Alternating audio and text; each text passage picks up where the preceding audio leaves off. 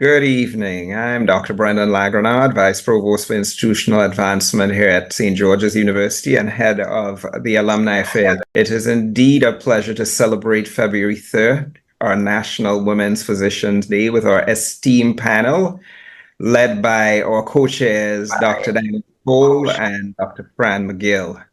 St. George's University and the National Women's Physician Day are hand in hand. We lead the way with regards to being proud of our women physician and the thousands of physicians that we have in successful roles throughout the US and throughout the world. And this evening, we celebrate you, February 3rd. Congratulations in all of your success and congratulations in what you have done in medicine as also one in medicine. I now hand over to our Deputy Chair, former head of the Women in Medicine group at St. George's University and graduate of class of 1981, the Super 8 class, Dr. Fran McGill. Fran, over to you. Thank you, Dr. LeGrenade. Good evening. My name is Fran McGill. As Brendan said, I was a member of the second class at St. George's University School of Medicine, and I wish to welcome you to now the 5th annual St. George's University Women's Physicians Night. I also want to thank the committee for asking me to open this event. In 1849, Elizabeth Blackwell, who had been an immigrant from the UK to the US at age 11, fought her way into an American medical school and was the first American physician who was a female. Some years later, her sister Emily, after applying to 3 medical schools and actually getting discharged from one of them, became a physician as well. And those 2 women opened the New York Infirmary for Women and Children, dedicated to the care of that population and also to improve the education of women in healthcare fields. Some years later, a woman of color, an African American named Rebecca Lee Crumpet, was furious that African Americans did not have any opportunity to go to medical school.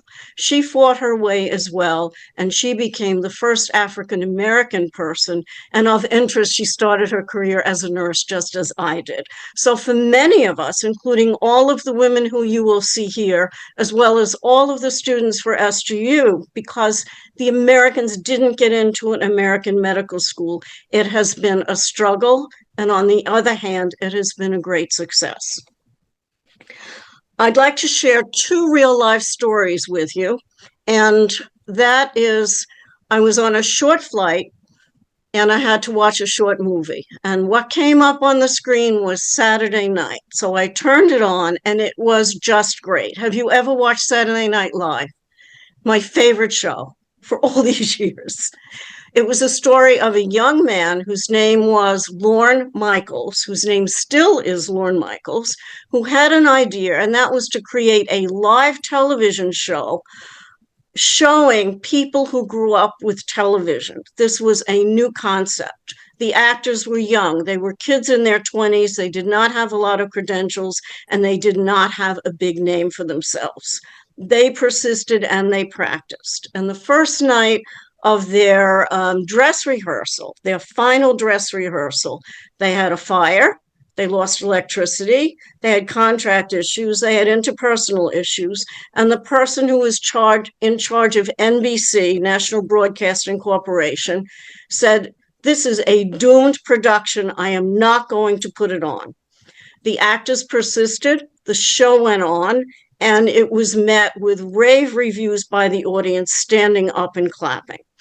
That show persists to this day, changed the name a little from Saturday Night to Saturday Night Live.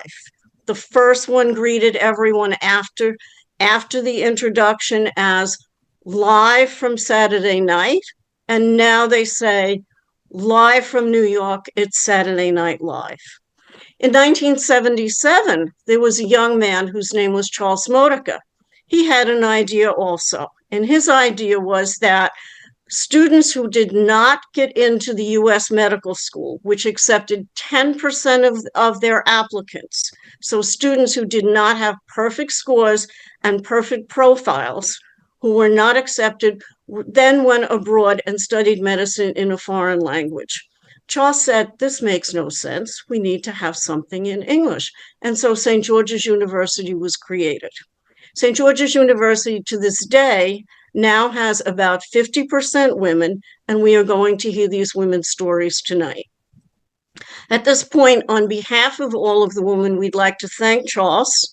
We'd like to thank the faculty, the administration, our mentors, our family, and our friends who got us through this journey. That first class at St. George's University was quite diverse, all ages, a few people of color, different nationalities, different primary languages, and in that group, there were 4 women who finished. The U.S. medical establishment had denigrated the idea of St. George's University and said it was doomed to failure also. And what they said was, if those people happen to survive and get through, they can only do primary care. Of that group of 4 women, one is a radiologist, one is a cardiologist, and one was a surgeon. So again, a very nice success story. We are going to hear tonight the success stories of our graduates, and we wish to celebrate all of their accomplishments. These are women who are from across the globe. These are women who have come from varying backgrounds. For some, it is the first person from their family who went to college. We are very proud to be women of St. George's University, and we welcome you all. Our host tonight is Dr. Danielle Kroll. She is a graduate of the class of 2012. And before I hand the microphone over to her, I would like to say, from Grenada, from the US, from the UK, from the world, this is the St. George's University Women Physicians Night for the 5th year, and we welcome you all. Thank you very much. Thank you, Fran. That was an absolutely incredible introduction to tonight. We really appreciate you being here with us. And just to let everyone know listening in, I do respect the profession, and everyone here is a physician and should be called doctor. But for tonight, I will be referring to all of the women on the panel by their first name.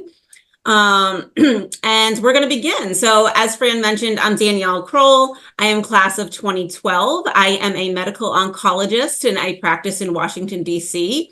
And it's an absolute pleasure tonight to be your moderator. So we're going to begin with introductions of our women on the panel tonight. And then after introductions, I'm going to go right into asking them lots of questions because I am just dying to hear their stories about how it is being a woman in medicine. I want to talk about their personal life, their passions, their hobbies, their leadership skills, all of the questions that you're just dying to know the answers about. So we're going to begin and we're going to start with Sasha. Sasha, can you please introduce yourself? Hi, I am Sasha Lake, and I am a graduate from the class of 2018. My career path is a little bit different from the other women physicians who are present on the panel today. I am in medical education, which means that my career is in medical education, where I focus on education of undergraduate medical students. So students who are in their first 2 years of medical school. It's an exciting experience to see the young minds develop and grow. And I'm happy to be here to share my experiences with everyone. That's great. I can't wait to hear more about all the things that you have to offer us and to know about. Next, Lana, if you don't mind. Yes, I'm Svetlana. I go by Lana. I am a graduate of class of 2009. I finished my OBGYN residency in Brooklyn, New York. And then after that, I decided to do a global health fellowship. So I completed a global health fellowship from Mass General in Boston, where majority of my time I spent in Western Kenya. And from those 3 years, I decided that I want to be a lifelong fellow. So I completed another fellowship in female pelvic medicine and reconstructive surgery at University of Chicago. So following 4 years of residency and 6 years of fellowship, it was finally time to get a job. And somehow naturally, I proceeded to get academic job. So I'm currently a urogynecologist at Columbia University Medical Center in New York. Incredible. Thank you for sharing. And I just can't wait to pick your brain about all the incredible things that you have done throughout your career in medicine. That's just amazing. Thank you for being here. Next, Kumkum. Hello, everybody. How's it going? I'm Dr. Kumkum Patel. I'm a board certified gastroenterologist. I completed my residency at NYU Winthrop Hospital in Long Island, New York, and subsequently did a 3-year gastroenterology fellowship at the University of Illinois in Chicago. And then after that, I did a motility fellowship at WashU in St. Louis during my general GI fellowship, and moved out to sunny Southern California in the middle of the pandemic. I was in a corporate job and then just recently opened my own private practice. Also incredible. I can't wait to hear about that too. Great. Awesome. Thank you. And Angela. Hi, I'm Dr. Angela Self, class of 1998. I went to St. George's, started January of 94. And then after that, did my clinicals at Maryland General the 3rd year, which is now part of University of Maryland, and also some at Medical College of Virginia, which is where I did my internship. Before coming to Dallas and completing my internal medicine residency, I still live in the Dallas area, work as an internist in a free clinic here, and I work on the administrative side with the health plan. And thank you for inviting me. Thanks for being here, Angela. And last but not least, Jessica. Hi, my name's Jessica Best, class of 2012. I did residency at UT Austin in emergency medicine, and I actually did start also an international fellowship at Baylor University, spent 1 year there, then returned back to Austin, and I work in the community now. That's awesome. Thanks, Jess. All right, guys, so we're just going to go right into the question and answer session here, because everyone listening, tuning in, we have a variety of people tuning in. We have medical students and maybe people applying for residency shortly, fellowships, SGU graduates of all ages. So I think that, a lot of us here will have a lot to bring to the table. So we're just going to go right into questions. I really want to start off tonight by talking about leadership, women as leaders. A good leader in medicine doesn't have to just be someone who can manage tasks very well, right?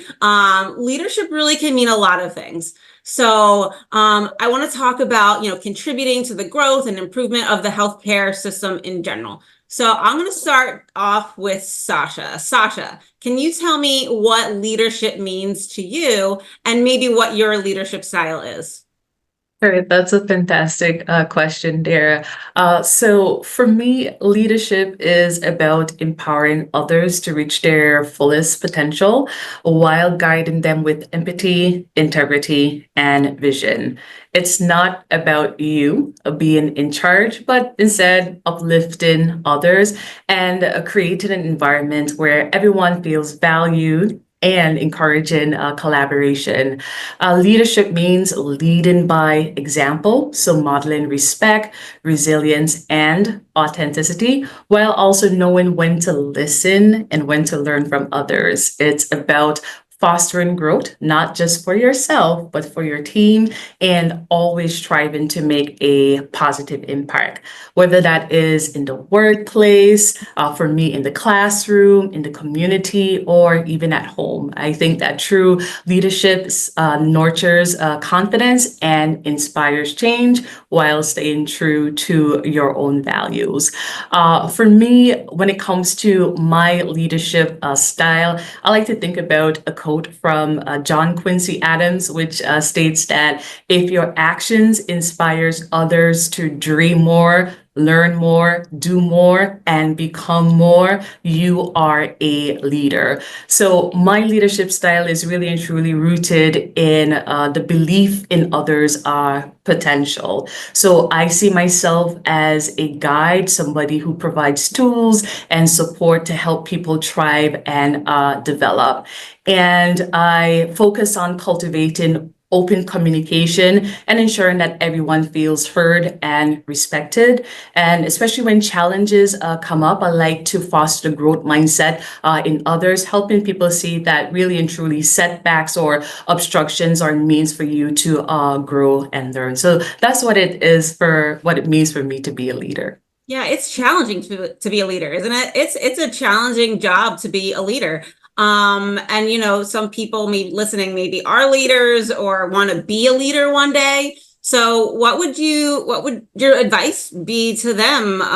Lana, maybe or Angela, anyone have anything else to add? What would you tell someone who wants to be a woman leader in medicine about the challenges that may arise during that?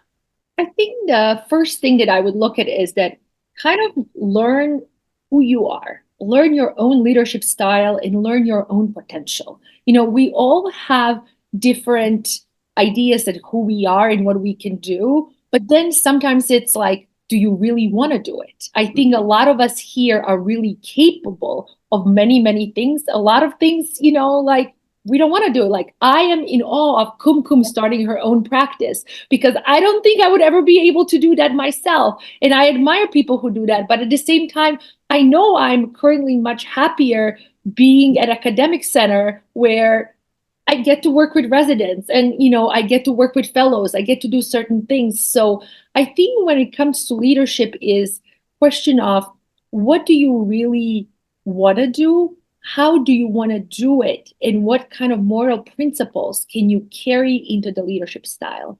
I think that all of us have been in situations where we have seen women or men lead with grace and dignity, but also some other ones who did not do the job so well. So I always say, like, take the notes, see the things that you want to pick from your surrounding environment, and then kind of integrate that little bit in your own lifestyle and see where the things are. That's really great advice. Kum, do you have anything to add about starting your own business? I mean, there may be people listening that are saying, oh my gosh, I wish I could do that. How do I even begin? Or, you know, how did you think to even do that and then put forward all of that work? Did you have, I want you to explain. And then also, did you have a leader in medicine who may be someone that you know, looked highly on, and who was your influence? So thank you for asking. You know, I think it's an important journey. I didn't start out in private practice. I, like many of the ladies here, was in academic medicine. I did a lot of research, got into a competitive subspecialty, and thought, you know, that in medicine, that's the only trajectory, that's the only pathway for you to go. And as life happened to me, right, as I became a mother, as I found that, you know, I have other passions outside of medicine, whether it was for consulting, whether it was for speaking and doing other things, I realized that I was capped by, you know, whether or not I was allowed to do them. And so if you're in an employed, in a position, sometimes those opportunities can become limiting. And so, you know, for me, I also worked in at a large private hospital foundation where I did have a lot of colleagues and I was able to do a lot, but I also realized that my work-life balance was not where I wanted it to be. And so I made a huge risk and a huge leap to say, okay, I'm going to be my own boss. I'm going to set my own hours, but I'm also going to take on the risk and financial liability of starting my own practice and doing it that way. So is it the traditional route? No. It's one that you have to be very careful when you decide that you want to do it. Anyone who's making it look easy is lying to you and telling you that it's easy. It is probably the hardest thing I've ever done. And you know, it's the business side of things that we are not taught. And so, you know, my advice is learn yourself, just like the other lady said, learn yourself in the sense that figure out what type of doctor you are. Are you the type that is looking to work, get it done, and then go do your other things? Are you the type that enjoys working with residents, fellows, doing research? Are you the type that says, okay, this is my calling, but this is not my entire life, and I have other talents and passions that I want to be able to pursue? And so figure out how to make your life and your, you know, your job fit around that. That's awesome.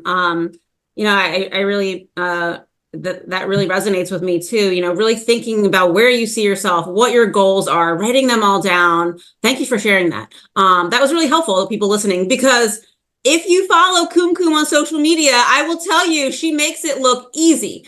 And if you're not following her, you should. But you make it look easy, but I think you make it look easy because you found your path. You are doing, it took a lot of hard work to get there. It's still a lot of hard work, but you're making it look easy because this is exactly where you're supposed to be in your life.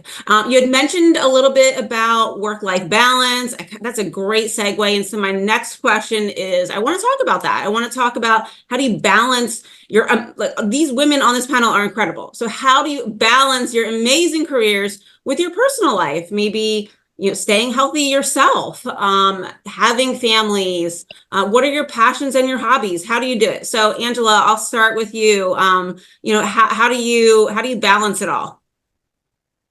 After being in practice for 15 years in internal medicine and going employed and being on the administrative side, I think the number one thing where I find balance in my life is enjoying my work and the people that I work with.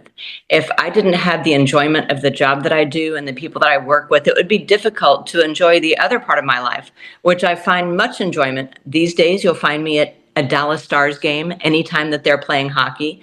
You'll find me traveling for a quick weekend.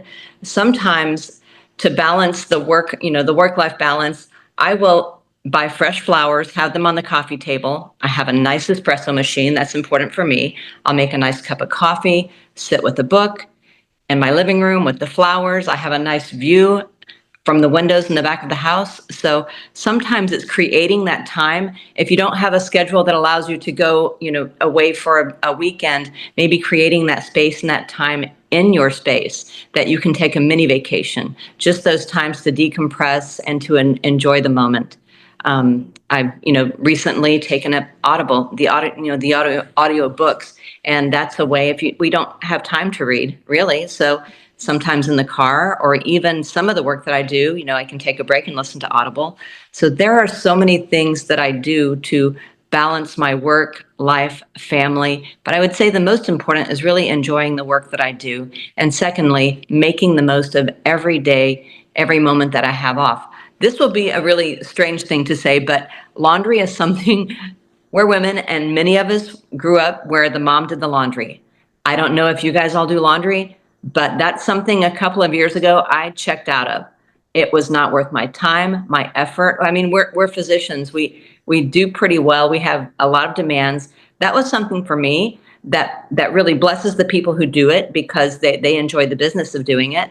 It's not that expensive, and it really frees up time for me. So if there are ways that I can free up my own time, and it's not really that much of a cost, then I'll do that. But I truly look around at your local, whether it's sports teams, movie theaters, community theaters. There are so many things, really too many that I do because I volunteer at my community theater. I go to every film that comes out. I go to hockey games. I went to New York it was 2 weeks ago, and actually saw a hockey game at the Madison Square Garden that I'd never seen a hockey game there before. Went to Philadelphia and saw a game. And that wasn't planned. That was because that was making the most of a moment. The airports in Dallas were shut down. So I said, what can I do for the next 24 hours? I found something to do, another hockey game. So if you need ways to relax, to enjoy the moment, any of that work-life balance stuff, get a hold of me. I think I'm really starting to get it down. So yeah. You. Yeah, no, I think you made a comment in there. I mean, I think you're right. We try to do it all. We try to do the laundry, to clean the house, to take care of the kids, have a full-time job, and you're right. And I think that, becoming just really good at that work-life balance is dividing some tasks. We are super women, but we don't need to do it all because we can definitely call on others to help us out. There's nothing wrong with that at all. Jessica, I do want to hear from you a little bit about your work-life balance. You are an emergency room physician.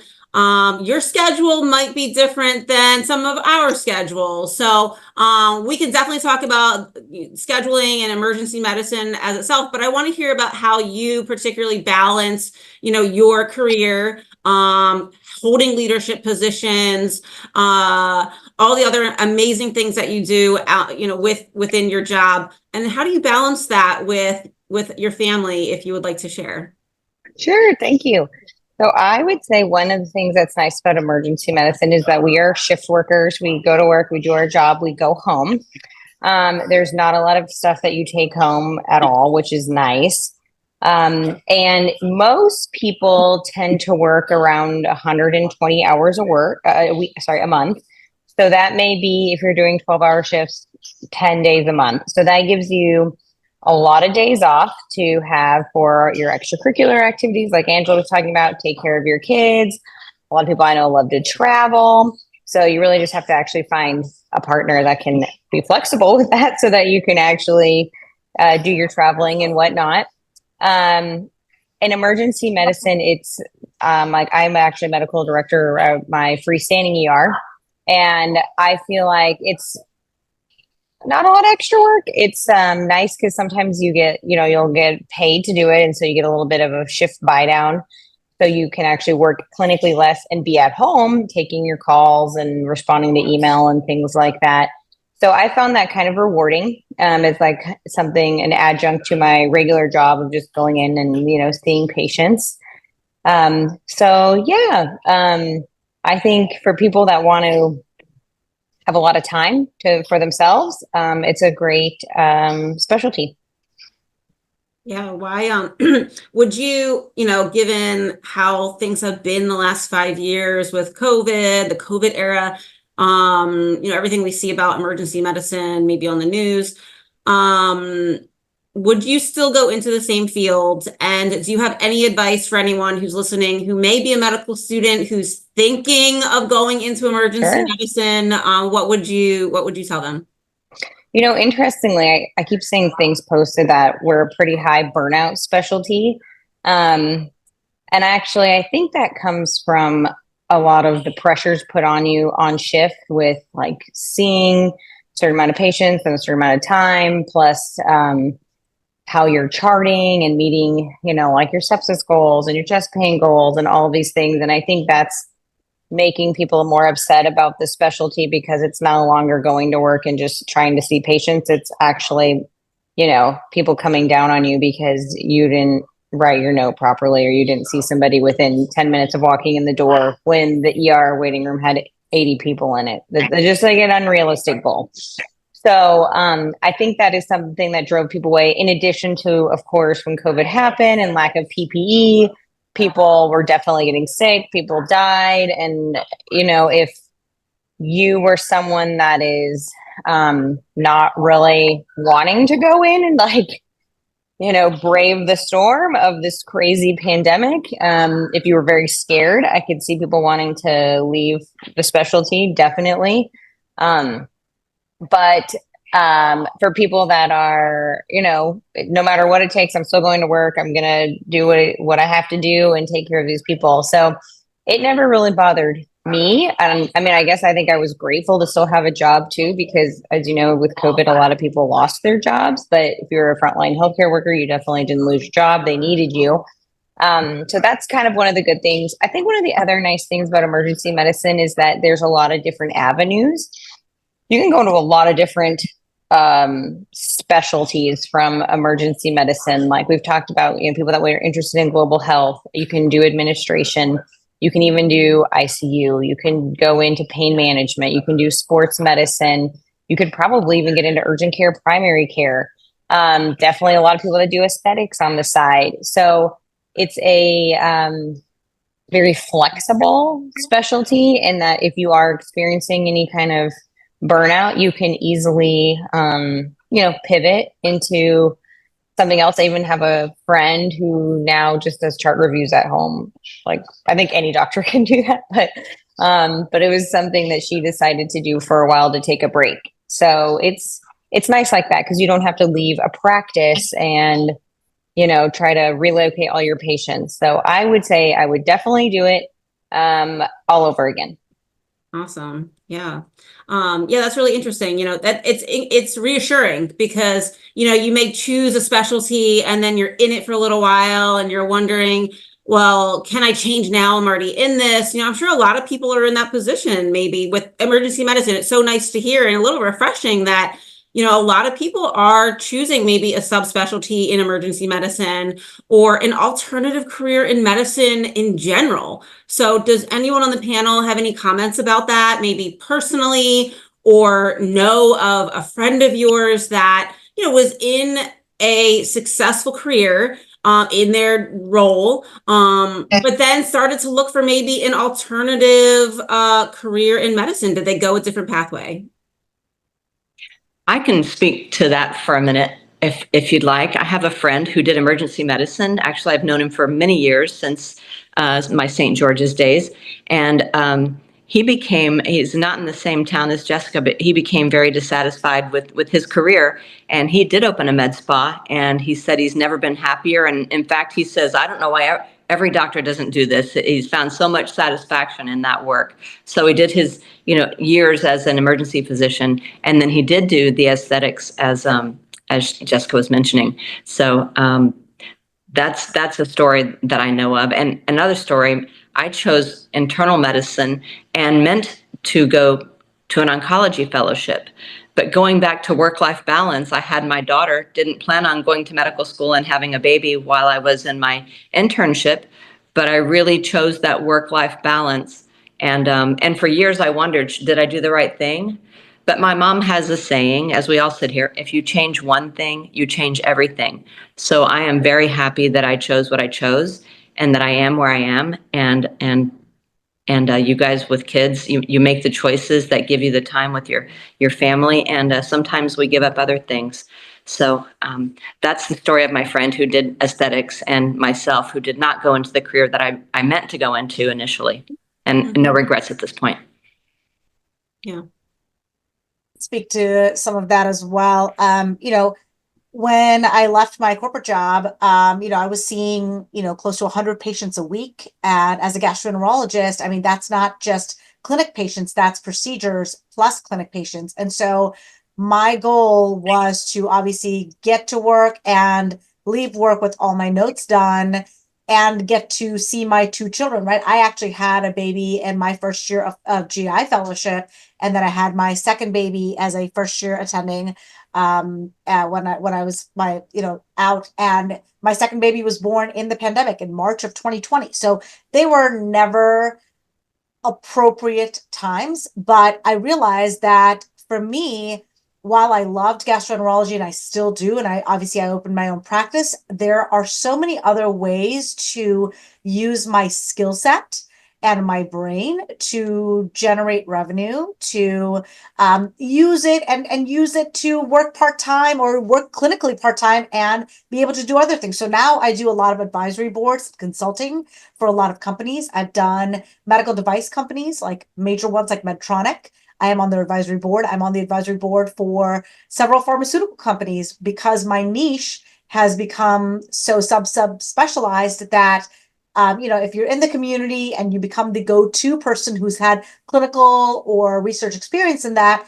you can become an advisor to those companies. So, now I actually, enjoy getting to cut down and see fewer patients because my revenue stream happens to be also from pharmaceutical companies, or, whether it's even on social media, I've been able to monetize that. So there are other ways to cut down and be at home a lot more with my kids within the hours that I need to, but that I do need to be able to bring in that revenue in other ways.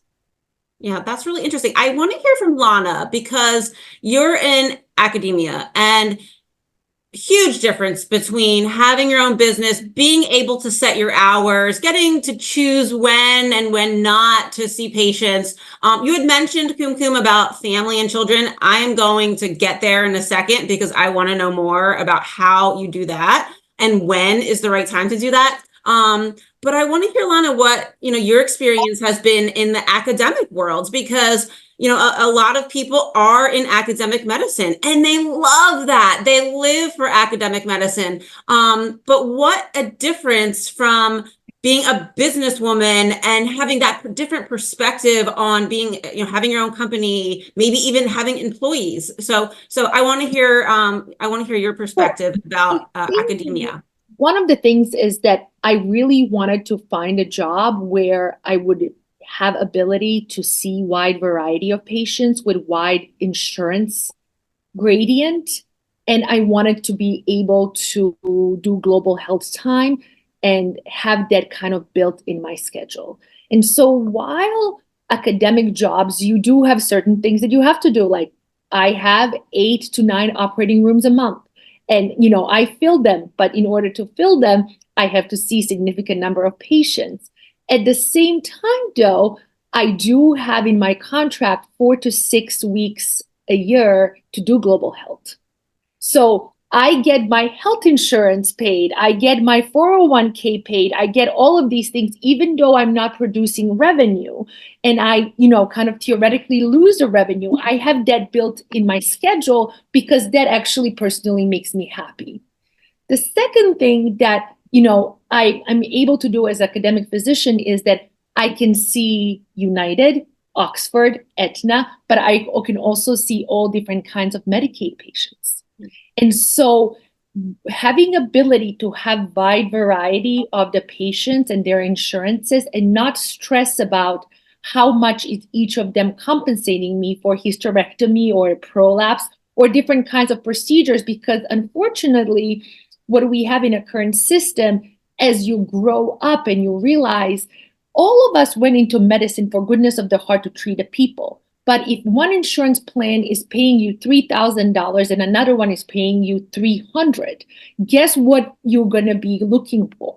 So I think that for me personally, having ability to have a mix up of the patients and do that kind of compensates in ways of dealing with academic medicine and red tape of academic medicine, because all of us know who've done fellowship, who've done residencies, the red tape is out, everywhere. And so I think that personally, one thing that nobody told me, but it's definitely ability, is that you don't have to work 1 FTE. You can decrease your time to 0.8 or 0.9. It's just a question of, is your boss going to allow it? And can you financially handle it? Because I think that, all of us had med school loans, have families to take care of. So what balance can you find for yourself? And last but not least is, where do you want to live? Like for me personally, living in New York makes me really happy. But is it that smart financial decision? For a lot of people, it's not. You know what I mean? For me personally, it makes me happy, so I'm willing to do it. But I think that also plays the huge element into like, what's your rent? What's your mortgage? Are you able to do these things? So all of those things kind of need to be balanced in how do you see your career and where do you see the jobs? And I always say, it's like, I love my job, but does it mean that I'm not ever going to be able to change it? Who knows? Yeah, definitely. Just hearing you speak gets me thinking that, the medical students right now that are listening might be wondering, oh my goodness, well, I don't know what to do. Kumkum's job sounds amazing, but Jessica in the ER, that's incredible. And Lana, you get to work with, everything that everyone is bringing to the table tonight. You might have a medical student who's listening and saying, well, I don't know what I want to do. So I want to talk about mentorship, because at least for me personally, when I was deciding on my career path to go into oncology, my mentor was everything to me. I mean, I really value mentorship. I think it's incredibly important to have at least someone, male or woman, mentor to kind of guide you, someone you could go to ask questions. You may have an outline of what you want to do with your career, but having someone, there to be by your side. I want to talk about that a little bit. And I want to hear Sasha's perspective from the medical students, and I want to hear from Fran about what you think is really important within mentorship. I guess I'll go first. I think mentorship is very important, especially when students are starting their medical education journey. Just like you said, a lot of the students, they have many different interests and they don't know which path to go. So personally, I believe in having several mentors. I have a mentor for leadership, and I have a mentor to help me guide through like my academic pathway. And they have provided both constructive criticism of my strengths and weaknesses and things that I can work on to evolve as a better individual and medical educator. And I try to do the same for the students that I interact with. I think when it comes to a mentor, you also have to think about the resources and the networks that they are also tapped into, because if they are basically dry, they won't be able to provide you the support that that you need. And I also think that it's good to have mentors who also know their limits, who can direct you in a different direction so that you can get more help. But mentorship is something that I enjoy doing, especially for the medical students. I'm a part of Women in Medicine here, currently the lead faculty advisor. And for me, it's just an amazing journey to see that timid medical student. And then at the end of the semester, they're just like a roaring leader, you know, ready to take on challenges. And I love that for them. Yeah. Awesome. That's great. Fran. For me, mentorship was very different because when I went to medical school, there were very few women. And so there were very few women who were models. There were a few. When I was a nurse, there was a woman who had was an intern, and she went to one of the women's medical schools, which don't exist now, but there were a few just for women, just as historically there were. So the people who first were my mentors was first and foremost, one of the nurses I worked with in the ICU said, "You just keep talking about wanting to go to medical school." And I didn't really think that I was capable as being a woman in that generation. She said, "You are going to go," and she gave me the MCAT book, and she said, "You are going to do this." So that was great to have somebody push you from within your own ranks, because she's the person that really pushed me. And then I would have to say there were a lot of physicians who were almost all male in those days, who, when I got the confidence and finished my bachelor's degree and finished my pre-meds and decided that I would apply for medical school, spoke to people, and they really supported me.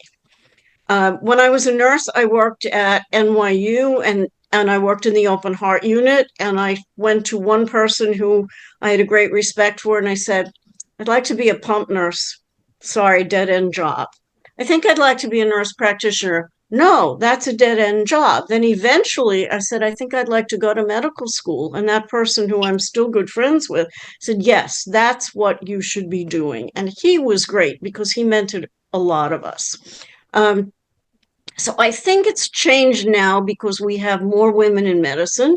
But as you know, if you read the statistics, unfortunately, the glass ceiling is still there. There are fewer women in authoritarian leaderships. I'm seeing more and more who are chairs of departments, including women in surgery, but still, compared to the numbers, it's less. If you look at the physicians who become the CEOs of healthcare organizations and hospitals, I'm not aware of any women. I'm sure there are a few out there. But I think the important thing for the students is to look for role models, and when you get comfortable, talk to them about yourself. Don't be afraid to be open and say, "I just don't know if I can do this," or "I'm not sure what I want to do," or "There's all these opportunities," as Danielle said, that are out there, but I really like this or that, but I'm concerned about my ability. I'm concerned about the time commitment and so forth. I was very fortunate. I had wonderful mentors who really helped me along the road. And I actually had the great opportunity to do my internship in a small Harvard program in medicine. And I would have had a great opportunity in doing that. But I really loved surgery. I just loved surgery. So I spoke to the man who was the surgeon when I was on his team, and I said, "I have a good opportunity to stay here, but I really love surgery." And he said, "You have to go with your heart." And then I spoke to one of the women who worked at Columbia Presbyterian, who's no longer there. She was an internist. I said, "I'd like to be a surgeon." She said, You have to be very careful with that because all of my friends, and she's older than all of us now, all of my friends who became women's surgeons either got pyramided out, which meant that you did 2 years and they said bye, or they couldn't get jobs in surgery. And I went back then to my real desire to do OBGYN. And so I did my residency at Brown University. So I was very, very well trained.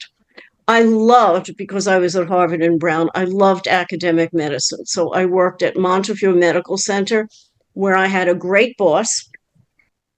He was sort of fading in his career, and he was very, very good at augmenting young people's career. So he would say, Franny, he was Polish, Franny, so-and-so called me up and wants somebody to do this, and I think you would be good at doing it. Would you do it? So, oh man, I defended rape cases with the DAs in the Bronx. I started a program for physician assistants. I continued a fellowship for family medicine physicians. We published on things. I operated. I just loved being in the OR. So I was an abdominal pelvic surgeon. And it was really terrific. I interacted with a lot of people. I ran some of the conferences. We had the students. We had programs that we developed. We had the residents. I taught the fellows. So it was just, for me, it was great. And then I went on from Montefiore Medical Center, which is part of Einstein.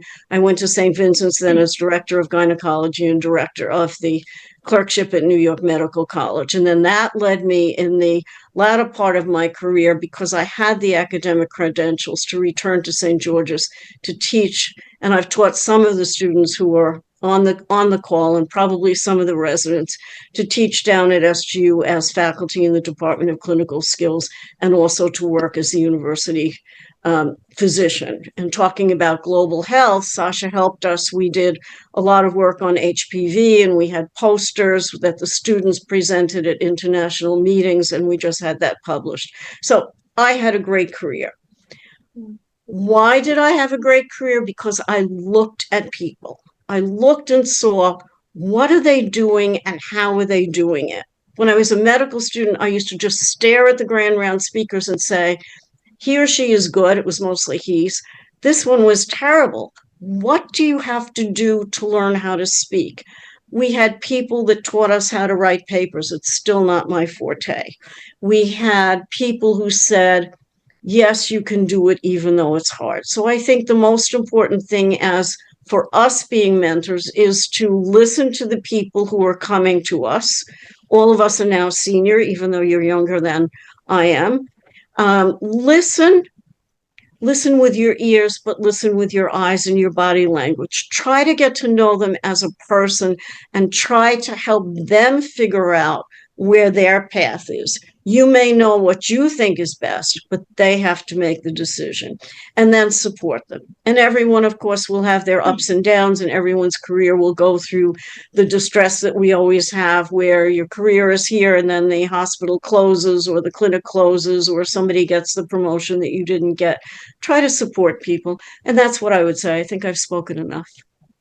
Thanks, Fran. That was great. I mean, look at all the doors that opened for you, because you had, incredible leadership and amazing mentors in your life. And I just hope that's inspiration to all of us, to continue to be a mentor too, because you never know the door that it's going to open for a trainee. I have one last question for the panel, and then we're going to wrap up our Women's Day event here. But Kum had mentioned earlier about getting married and having children. And I mean, that's a big question for all of us is, when did you even meet your significant other? Did you meet them in medical school? When did you decide is the right time to get married? Did you couples match for residency? When do you have a baby? Like all of these questions, being a woman in medicine, we're having to balance our careers and then balance a family if you choose to do that. So I want to hear, kind of everyone's perspective on this. I can start. I met my husband when I was in fellowship. I was in oncology fellowship at George Washington University in Washington, D.C. And we got married the year that I had graduated fellowship. And then we now have 2 children. My youngest just turned 1 a couple days ago. So I can't even imagine having children in training, in residency, in fellowship. I was in such awe of these women that could do it. It was amazing. How are you on call and having a family? You know, and it's just because I met my husband later in my career pathway, you know, in fellowship. So for me, the timing was just right. I was, you know, a first year out of fellowship and then starting my family. And I felt like that was a little easier because I, you know, didn't have those crazy residency on-call hours. Not that it's any easier. It's incredibly difficult to have little children and hold a career. But that's my story. Does anyone else who has a similar situation want to share? Or did you have babies in training and how did you do that? Is there ever a right time to do it? Anyone? I can do this one. So I met my husband in St. George's on the very first day of school, and I actually had a crush on his best friend. So I was like, I need to go around. I was like looking for a study buddy, and I was crazy enough to ask people what they studied in undergrad because I was like, oh, that's going to tell me if you're smart enough to be my study buddy, right? So like the more advanced you studied in undergrad, I'm like, okay, you've got a brain. So I went around, I met my husband. He's like, oh, yeah, I studied applied mathematics and physics. And I was like, oh, okay. I was like, you're going to be my study buddy. I was like, I'm not going to get distracted. This is great. Your little friend is cute. I've got my study triangle. This is going to be excellent. Fast forward to 4 years later, we obviously became best friends. We were one and the same person. We decided we were going to get married, but, you know, it was about, he was going to be going into cardiology. He had decided that, and I was going to be going into gastroenterology, and they were tough fellowships. And coming out of St. George's, we had, you know, another set of hurdles because we had to prove ourselves coming out of, you know, a Caribbean medical school to get competitive fellowships and to do it together, right? And so I did do a couples match. And fortunately for us, we were lucky enough to match for residency in the same hospital. But then 3 years later, we had to do a couples match for fellowship, right? We did internal medicine residency in the same hospital at the same time. We got married. We were first year interns. Horrible time to get married, but we did it. Our parents were like, you're not allowed to live together. So if any of you are South Asian or from, you know, cultural backgrounds where your parents are like, no, you cannot live with the opposite gender until you are married. Yep. So we legally got married the day before the St. George's graduation in Manhattan in City Hall so that we could have that paper. And our parents are like, okay, great, it's legal now. And so that's how we were able to live together. We planned our big Indian wedding through intern year, also another tragedy. But you have to do what you have to do. And we planned it, you know, remotely. Planned our wedding remotely. Fast forward 3 years, I did not want to be a pregnant fellow. So for anybody is like, oh, you didn't plan the best things. Yeah. For all of you super type A medical students and residents listening, I bet you're like, this chick did not plan her life well. Yeah. I was trying to plan down to the month as to when my child was going to be born. Okay.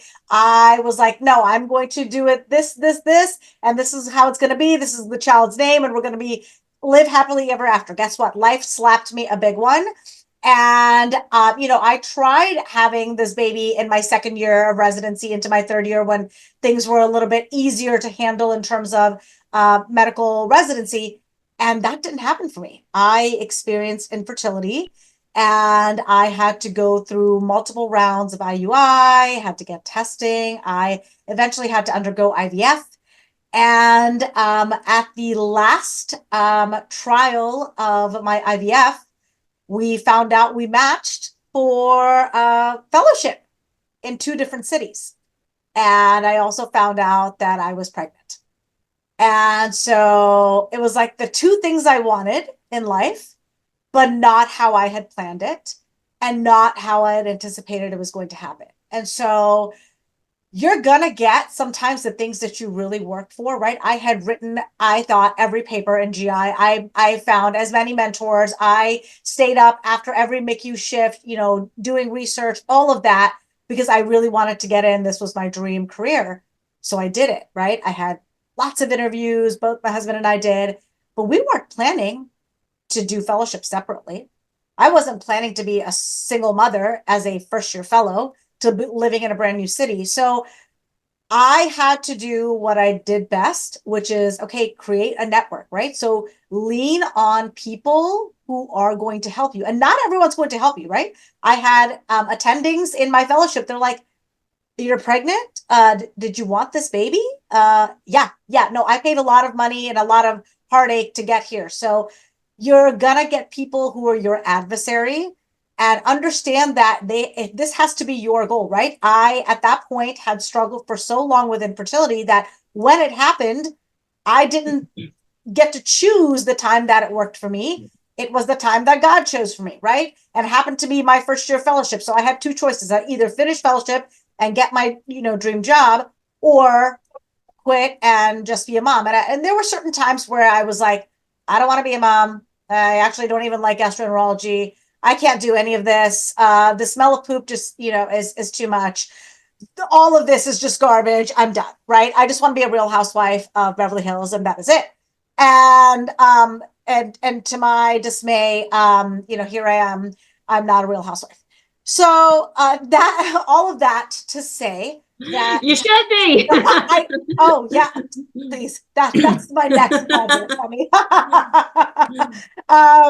but that all of that to say that do what you can in terms of building a network, right? Whether that is finding a partner, whether that's finding friends, whether that's finding your family, or choosing to do residency, fellowship, wherever you have a network and have support, because you never know when you're going to need to rely on them, and when that becomes your primary source, right? For me, I did residency away from my family. I did fellowship away from my family, and it was super hard. I don't recommend it. Did I survive it? Yes, I survived it. Did I thrive? No. I lost my mind, and I had really bad postpartum depression and didn't know how to deal with any of that, right? I was 30 at the time, and none of my friends had babies. So all my co-fellows who were men, because I was in a male-dominated subspecialty, were like, "Ooh, you wanted that baby? Where are you going? Are you gonna go pump? Where's milk coming from?" Like, I don't know. And I'm like, "Are you a doctor?"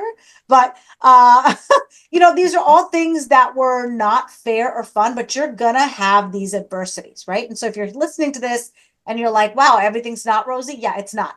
There are now lots of Facebook groups. There are places you can join, communities you can be a part of, where you can openly share your experiences and connect. That's the beautiful thing about social media now. You can connect with someone on the internet that you've never met, that has had a very similar life experience to you, and ask them questions like, hey, how did you navigate a contract and you got pregnant? Or how did you navigate a 3-day work week, or whatever? Find those people who are going to help you. And if someone says they're not going to help you and are unhappy with whatever life choice you made, that's okay. That person's not for you. Find someone else who will, right? You will have adversaries. I had women tell me, wow, I can't believe you had a baby. There are 70 people per slot in GI. And if you walk out today, there's 69 people waiting to take your spot. I will never forget that. And it's not how I anticipated, but now the son that I had in fellowship is 9 years old, and my younger son is going to turn 5. And I now have my own solo private practice that is thriving. Yeah. So again, is it super hard? Yes. It is doable. Yes.